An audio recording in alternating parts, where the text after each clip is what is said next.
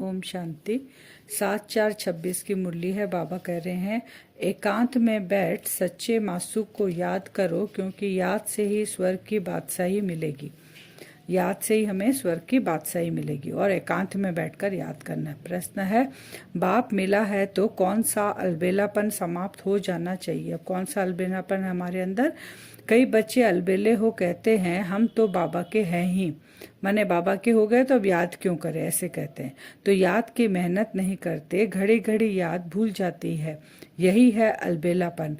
बाबा कहते, बच्चे अगर याद में रहो तो अंदर स्थायी खुशी रहेगी, किसी भी प्रकार का घुटका नहीं आएगा। जैसे बांधलिया याद में तड़पती है, दिन रात याद करती है, ऐसे तुम्हें भी निरंतर याद रहनी चाहिए। बाबा क्या कह रहे हैं, अलबेलापन कैसे आता हमारा? हम कहते हैं बाबा तो हमारा है ही, तो बाबा को याद नहीं करते। बाबा कहते तुम्हारी स्थाई अगर याद नहीं रही तो स्थाई खुशी भी तुम्हारी नहीं रहेगी। तो बाबा कैसा याद करने बोल रहे हैं? जैसे बांधलिया तड़पती है, बाबा को निरंतर याद करती है वो बंधन से छूटने के लिए, वैसे ही हमें निरंतर बाबा को याद करना है। गीत है, तकदीर जगा कर आई हूँ तदबीर बनाने के लिए। अपनी तकदीर को जगा कर आ गए, बाबा हमको मिल गया, अब हमें पुरुषार्थ यहाँ पे करना है। तुम भी कहते हो ओम शांति, दोनों कहते हैं ना, बाप भी कहते हैं और बच्चे भी कहते हैं। तो तुम भी कहते हो ओम शांति, बाप भी कहते हैं ओम शांति, अर्थात तुम आत्माएं शांत स्वरूप हो, बाबा बता रहे हैं। तो बाप भी शांत स्वरूप है, क्योंकि दो बाप और बच्चे एक ही होते हैं दोनों, बस स्वरूप में फर्क पड़ता है, तो दोनों ही शांत स्वरूप है। फिर बाबा कहते हैं आत्मा का स्वधर्म शांत है, परमात्मा का भी स्वधर्म शांति है। तो फिर कहाँ रहते हैं दोनों जन? तुम भी शांति धाम में रहते हो, बाबा कहते मैं भी शांति धाम में ही रहता हूँ। तुम बच्चे पुनर्जन्म में आते हो, बाबा कहते मैं नहीं आता हूँ, मैं इस रथ में प्रवेश करता हूँ। बाबा क्लियर कर रहे हैं कि मैं पुनर्जन्म में तुम्हारे जैसे शरीर नहीं लेता हूँ, मैं हूँ आत्माओं का पिता, लेकिन मेरा अवतरण होता है, मैं इस रथ में प्रवेश करता हूँ, ये मेरा रथ है। फिर बाबा क्लियर करके बता रहे हैं कि शिव और शंकर को एक मानते हैं ना, तो बाबा यहाँ बता रहे हैं कि कैसे अलग है दोनों। कि शंकर से अगर पूछेंगे तो बाबा कहते हैं सूक्ष्म तन में है शंकर, पूछ तो नहीं सकते, लेकिन अगर पूछेंगे तो वो बोलेंगे कि सूक्ष्म शरीर ये हमारा है। शंकर बोलेंगे कि ये सूक्ष्म शरीर हमारा है, लेकिन शिव बाबा कहते हैं ये हमारा शरीर नहीं है। ये ब्रह्मा के अंदर जो बाबा आते हैं, अवतरण लेते हैं, तो बाबा कहते हैं ये मेरा शरीर नहीं है। तो यही दोनों अलग हो गए। शंकर कह रहे हैं मेरा शरीर है, शिव कह रहे हैं मेरा शरीर नहीं है। ये हमने उधार लिया है शिव बाबा ने, क्योंकि मुझे भी कर्मेंद्रियों का आधार चाहिए, तभी तो बाबा ज्ञान का सागर है, हमें आके ज्ञान देगा। पतित पावन है तो पतितों को पावन बनाएगा शरीर का आधार लेके। तो पहली मुख्य बात समझानी है कि पतित पावन ज्ञान का सागर श्री कृष्ण नहीं है, वो तो आकर पावन दुनिया में राज्य करते हैं, पहले प्रिंस बनते हैं। श्री कृष्ण खुद पढ़ाई पढ़कर और प्रिंस बन रहे हैं यहाँ पर, फिर महाराजा बनते हैं। पहले छोटा प्रिंस बनेंगे, फिर गद्दी पर बैठेंगे, महाराजा बनेंगे। उनमें भी यह ज्ञान नहीं है, क्योंकि वो भी जो 84 जन्मों का चक्र है उसके अंदर श्री कृष्ण की आत्मा भी आती है, वो ही श्याम और सुंदर बनती है। रचना का ज्ञान तो रचता में ही होगा ना। अब रचना यहाँ कौन हुई? श्री कृष्ण, और रचता कौन है? रचने वाला वो है शिव बाबा। तो बाबा बोले ज्ञान किस में होगा? रचता में होगा। श्री कृष्ण को रचना कहा जाता है, अभी बाप उसको रच रहे हैं। कहा भी जाता है ब्रह्मा द्वारा ब्राह्मणों की स्थापना, और बाबा क्या कर रहे हैं? ब्रह्मा के तन में आकर हम उस मुख वंशावली से हम ब्राह्मणों की रचना कर रहे हैं। सूक्ष्म वतन वाला ब्रह्मा कोई दूसरा नहीं है। अब बाबा समझा रहे हैं, सूक्ष्म वतन में जो बाबा का संपूर्ण स्वरूप था, संपन्न और संपूर्ण स्वरूप, वो ब्रह्मा का सूक्ष्म शरीर, और यहाँ जो ब्रह्मा है बाबा बोलते हैं वो दोनों एक ही है। ऊपर वाला सो नीचे वाला सो ऊपर वाला एक ही है। ब्रह्मा सरस्वती ही सो लक्ष्मी नारायण बनते हैं। ब्रह्मा सरस्वती अभी संगम पर है और लक्ष्मी नारायण पद मिलेगा उनको सतयुग में। लक्ष्मी नारायण भी मनुष्य है, बाबा करे वो भी मनुष्य है, देवी गुण वाले मनुष्य हैं वो, उनका देवी देवता धर्म है। विष्णु को 4 भुजा दिखाते हैं। अब 4 भुजा किसी की होती नहीं है, बाबा कहते हैं प्रवृत्ति मार्ग है, इसीलिए 4 भुजा दिखाते हैं, 2 स्त्री की 2 पुरुष की। यह सरस्वती एडॉप्टेड बच्ची है, बाबा कह रहे हैं ब्रह्मा मुख से ये भी एडॉप्टेड बच्ची है सरस्वती। इनका असुल नाम बाबा क्लियर कर रहे हैं, इनका असुल नाम लखीराज था, जिसका बाबा शिव बाबा ने आकर परिवर्तन किया, नाम ब्रह्मा रखा। उनका असली नाम लेखराज था। फिर इनका नाम रखा ब्रह्मा बाबा ने रखा। फिर राधे को अपना बनाया, नाम रखा सरस्वती। तो राधे और लक्खीराज था, उनका नाम चेंज होकर ब्रह्मा और सरस्वती पड़ा। सरस्वती का ब्रह्मा कोई लौकिक बाप नहीं ठहरा। इन दोनों के लौकिक बाप अपने अपने थे। मैंने ब्रह्मा के भी शरीर के पिता है और राधे के भी, मैंने सरस्वती के भी शरीर के पिता है। लौकिक पिता सब दोनों के अलग अलग है। अभी वह नहीं है। यह शिव बाबा ने ब्रह्मा द्वारा एडप्ट किया है। और शिव बाबा हमारा पिता कैसे है? क्योंकि शिव बाबा हर आत्माओं का पिता है। तो शरीर का आधार लेकर बाबा हम सब बच्चों को एडप्ट करते हैं। तुम हो एडप्टेड चिल्ड्रन। ब्रह्मा के मुख कमल से रचते हैं, इसलिए माता कहा जाता है। अब ब्रह्मा क्या हो गई? माता हो गई, क्योंकि उसके थ्रू शिव बाबा ने एडप्ट किया ना ब्रह्मा के थ्रू, तो वो हमारी माँ भी हो गई। तुम माता पिता हम बालक तेरे, तुम्हारी कृपा से सुख घने रहे, ऐसे गाते भी हैं हम। तो आत्मा का बाप ही ज्ञान का सागर है, आत्मा भी ज्ञान सागर बनती है। बाबा ने बताया जो बाबा के पास जो खजाने हैं, गुण है, वो सारे बच्चों का है, लेकिन वो है ज्ञान का सागर, तो हम हो जाएंगे मास्टर ज्ञान के सागर। तो बाबा कहते कौन बना ज्ञान का सागर? आत्मा बनी। परंतु इनकी ज्ञान सागर नहीं कहेंगे, क्योंकि सागर एक ही है। तुम सब नदियां हो, मैंने ब्रह्मा बाबा को ज्ञान सागर नहीं कहेंगे। आत्मा जो उनके अंदर बैठकर सुनाती है वो है ज्ञान का सागर। फिर ब्रह्मा की आत्मा भी ज्ञान सुनते सुनते जब धारण करती है, तब उनकी आत्मा भी ज्ञान सागर बनती है। आज बाबा ने कहा ना, तुम बच्चे की आत्मा भी ज्ञान सागर है, तुम सब नदियां हो। फिर बाबा ने कहा जब ज्ञान सुनकर हम भरपूर हो जाते हैं, जब दूसरों को सुनाते हैं, तो हम नदियां हैं, सागर से निकली हुई। तुम सब नदियां हो। सागर को अपना शरीर नहीं है, नदियों को है। तुम हो ज्ञान नदियां। सागर माने शिव बाबा को अपना शरीर नहीं है, हम नदियों के पास अपना शरीर है। फिर बाबा एग्जाम्पल दे रहे हैं कलकत्ता का। कलकत्ता में ब्रह्मपुत्र नदी और सागर का कनेक्शन है, उनका मेला लगता है। तो बाबा कहते हैं यहाँ भी मेला लगता है, यहाँ कहीं वहाँ पे दिखाया गया है। चैतन्य में तो यही सब कुछ प्रैक्टिकल में हो रहा है। यहाँ भी मेला लगता है सागर और ब्रह्मपुत्र का। सागर हुआ शिव बाबा, ब्रह्मपुत्र और ब्रह्मा बाबा, दोनों कंबाइंड है। यह है चैतन्य, वह है जड़। ये बातें बाप समझाते हैं। शास्त्र है, बाबा कहते हैं भक्ति मार्ग की डिपार्टमेंट। आधा कल्प भक्ति चली, ज्ञान नहीं चलता, फिर आधा कल्प ज्ञान चलता है। तुम 84 जन्म लेते हो। सतयुग त्रेता में पूज्य देवी देवता थे, फिर क्षत्रिय वैश्य शूद्र बने। तो बाबा कहते हैं ये चक्र तुम्हारा फिरता रहता है। जब तुम शूद्र बनते हो, मैं आके फिर तुमको एडॉप्ट करके ब्राह्मण बनाता हूँ, फिर देवता बनाता हूँ, तो ये चक्र फिरता रहता है। फिर बाबा बता रहे हैं योग से ही खाद निकलती है, योग में ही मेहनत है। कई बच्चे ज्ञान में तीखे और योग में कच्चे होते हैं। बांदेलिया तड़पती है, जैसे बच्चा गर्भ से निकलने के लिए तड़पता है।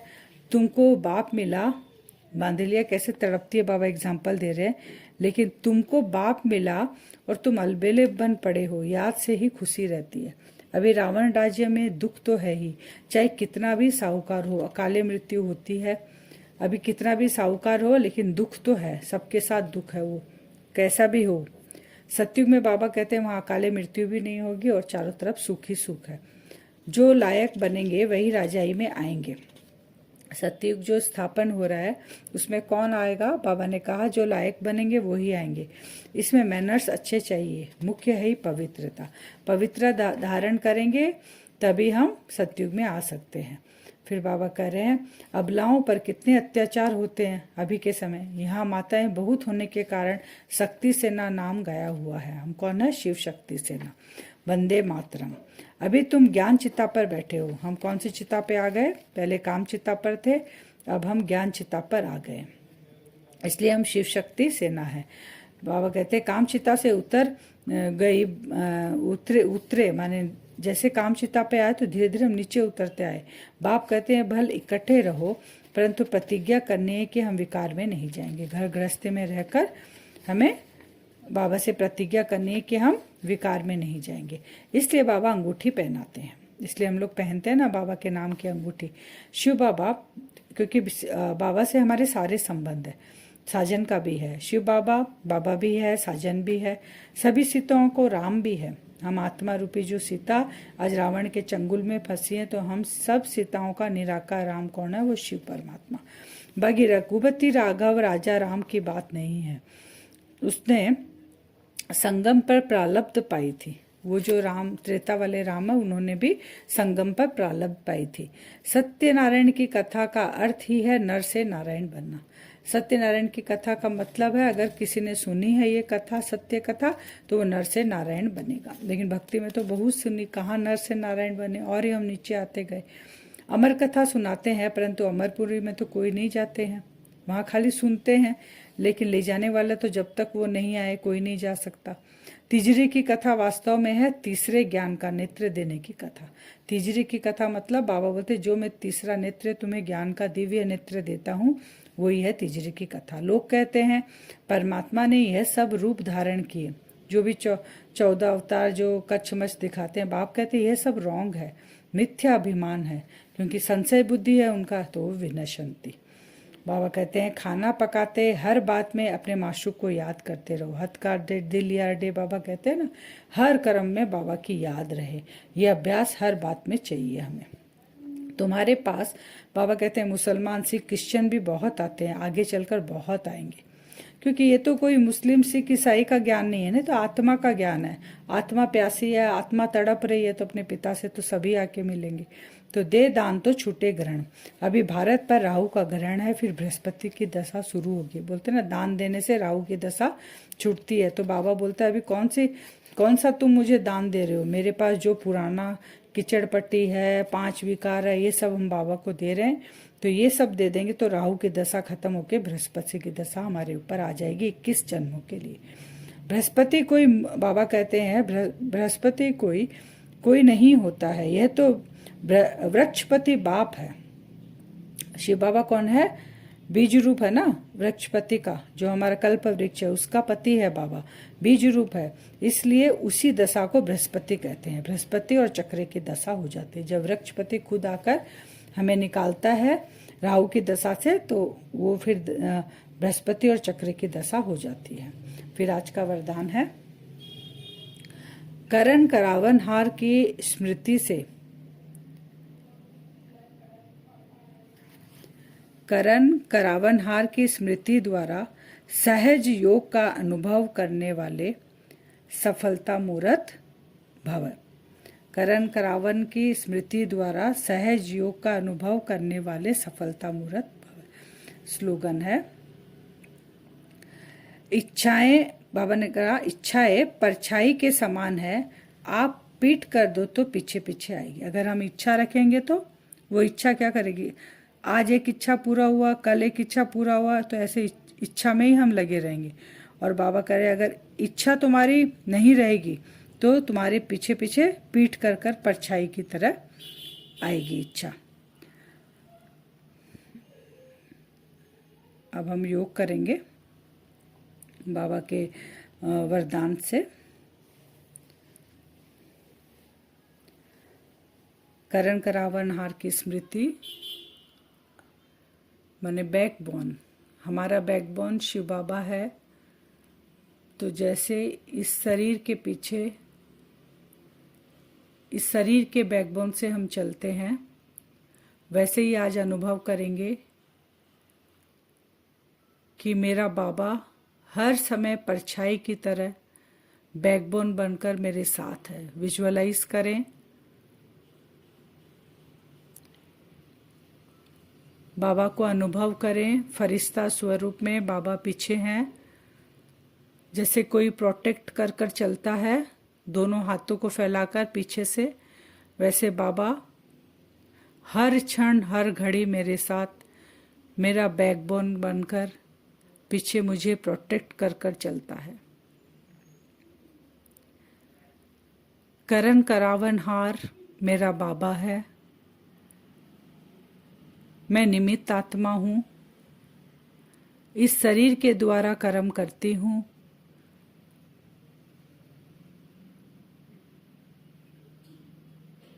बाबा मुझ आत्मा को प्रत्यक्ष करते हैं और खुद मेरे पीछे रहते हैं हर समय हर क्षण। यह अनुभव करें, बाबा मुझे प्रोटेक्ट करते हुए मेरी छत्र छाया बनकर, वो करण करावनहार कैसी भी सेवा हो चाहे मनसा, चाहे कर्मणा, चाहे वाचा।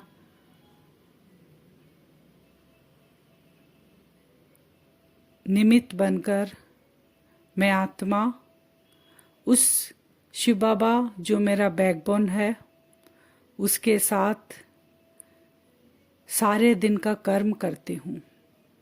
सूक्ष्म कर्म, स्थूल कर्म, सारे कर्म। हर समय बाबा को अनुभव करे, बाबा आपके पीछे हैं, सदा आपके साथ है। आपकी डोर बाबा के हाथ में है।